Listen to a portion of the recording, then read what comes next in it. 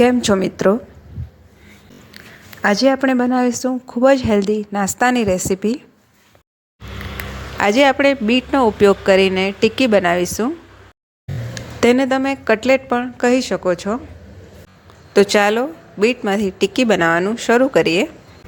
બીટની ટિક્કી બનાવવા માટે અહીં મેં એક મીડિયમ સાઇઝનું બીટ અને 2 બટાટા લીધા છે. બંનેને મેં પ્રેશર કૂક કરી લીધા હતા અને બંનેની છાલ કાઢી લીધી છે. હવે છીણીની મદદથી બીટને છીણી લઈશું. અહીં મેં મીડિયમ સાઇઝની છીણીનો ઉપયોગ કર્યો છે. હવે બીટને છીણી લીધું છે એ જ રીતે આપણે બટાટાને પણ છીણી લઈશું. બટાટાને છીણીને ઉમેરવાથી આપણે એનો મસાલો સારી રીતે મિક્સ કરી શકીશું. જો આપણે બટાટાને મેશ કરીને ઉમેરીએ તો એમાં બટાટાના ટુકડા રહી જાય છે અને કટલેટ બનાવતી વખતે એનો શેપ સરખો નથી બનતો. એટલા માટે બટાટાને હંમેશા છીણીને જ ઉપયોગ કરવો. હવે બીટ અને બટાટાને આપણે છીણી લીધા છે. હવે એમાં મસાલા કરી લઈશું. અહીં મેં 2 નંગ મરચાંને ઝીણા ઝીણા કાપી લીધા છે તે ઉમેરીશું. સાથે 1 ઇંચ જેટલા આદુના ટુકડાને છીણીને લઈશું. છીણીને ઉમેરવાથી એનો ટેસ્ટ એકદમ સરસ આવે છે.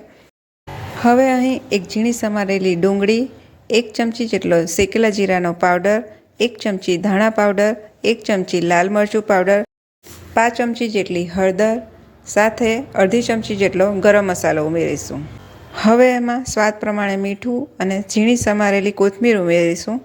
સાથે અડધી ચમચી જેટલો આમચૂર પાવડર અને અડધી ચમચી જેટલો ચાટ મસાલો ઉમેરીશું. અને હવે એમાં અડધા લીંબુનો રસ ઉમેરીશું.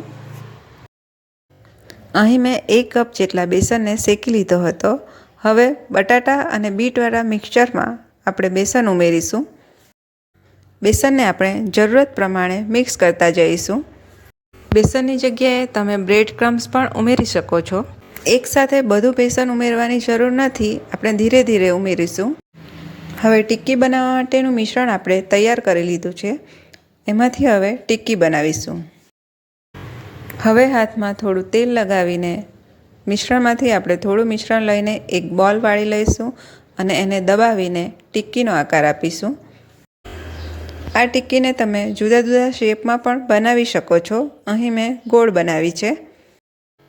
હવે ટિક્કીને આપણે રવાથી કોટ કરી લઈશું. અહીં મેં ઝીણો રવો લીધો છે. કોટ કરવા માટે તમે સૂજીનો પણ ઉપયોગ કરી શકો છો અથવા બ્રેડ ક્રમ્સનો પણ ઉપયોગ કરી શકો છો.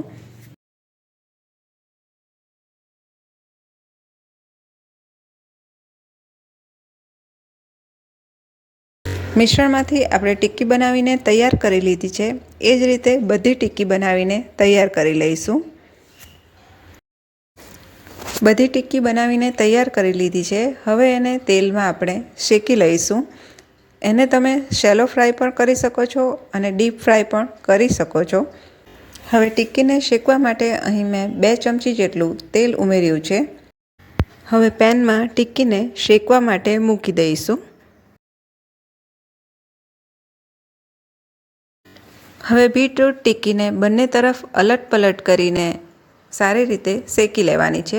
વચ્ચે જરૂર લાગે તો થોડું તેલ ઉમેરી શકો છો.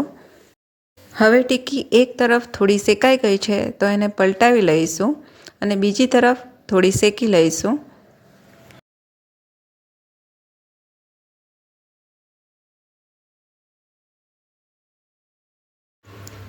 હવે આ જ રીતે ફરીથી ટિક્કીને પલટાવી લઈશું અને બંને તરફ એને સારી રીતે શેકી લેવાની છે. ટિક્કી બંને તરફ સારી રીતે શેકાઈ ગઈ છે. એને કાઢી લઈશું અને એ જ રીતે બધી ટિક્કીઓને શેકી લઈશું. આ ટિક્કીને શેકવા માટે ખૂબ જ ઓછા તેલનો ઉપયોગ કર્યો છે. ખૂબ જ ઓછા તેલમાં બની છે એટલે ખૂબ જ હેલ્ધી છે અને દરરોજના તમે નાસ્તામાં ઉપયોગ કરી શકો છો. બધી ટિક્કીને શેકી લીધી છે. હવે અહીં મેં એને ધાણો અને ફુદીનાની ચટણી સાથે સર્વ કરી છે. બાળકોના લંચ બોક્સ માટે એકદમ પરફેક્ટ રેસીપી છે. જેઓને બીટનો ટેસ્ટ નથી પસંદ તેઓ આ પ્રમાણે બીટની ટિક્કી બનાવશે તો તેમને પણ બીટની રેસીપી પસંદ આવી જશે. તો એકવાર આ રીતે બીટની ટિક્કી બનાવીને જરૂર ટ્રાય કરજો. ઘરના બધાને ખૂબ જ પસંદ આવશે. વિડીયો પસંદ આવ્યો હોય તો વિડીયોને લાઈક કરજો, શેર કરજો અને મારી ચેનલને સબસ્ક્રાઈબ કરવાનું ના ભૂલતા. ફરી મળીશું નવી રેસીપી સાથે. ત્યાં સુધી આવજો.